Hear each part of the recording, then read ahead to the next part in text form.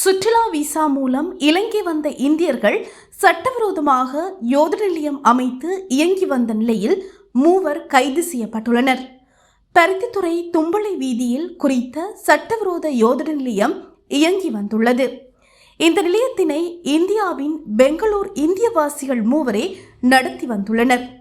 இந்த நிலையம் தொடர்பாக தும்பளை பிரதேச கிராம அலுவலர் பருத்தித்துறை நகரசபை தவிசாளரின் கவனத்துக்கு கொண்டு சென்றுள்ளார். இவ்விடயம் தொடர்பில் நேற்று முன்தினம் பருத்தித்துறை நகரபிதா நேரில் சென்று அவதானித்து குறித்த இந்தியர்களை வெளியேறுமாறு அறிவுறுத்தியுள்ளார்.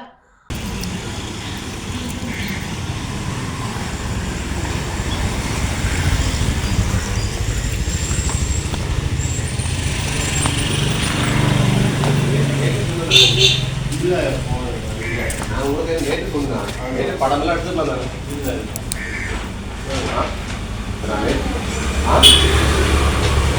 வீட்டு ஓனர் ஓனர் ஓனர் ஃபோன் பண்ணி கூப்பிடுவாரு. ஓனர் ஃபோன் இல்லை ஃபோன் நேற்று உடனடியாக நான் உங்களால் ஸ்டாப் பண்ணிருக்கேன். சரி அப்படி தான் நான் அடைக்கிறது ஒன்றும் செய்யலாம். சரி வீட்டுக்காரருக்கு ஆக்சுவலாக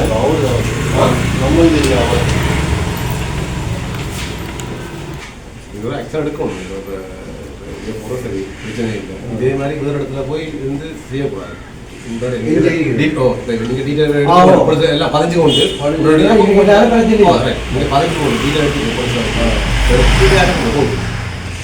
டேஸ்ட் போடுவோம்னா அதில் டிக்கெட் போட்டு காட்டி போட்டு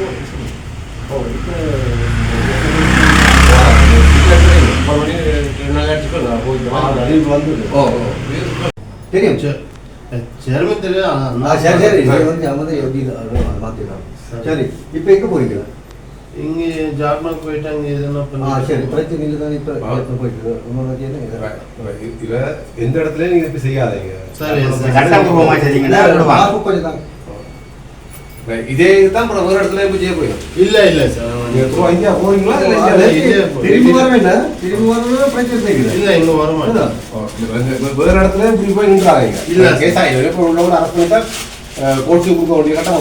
இல்லை இல்லை ரொம்ப கேஸ். ஓ சரி.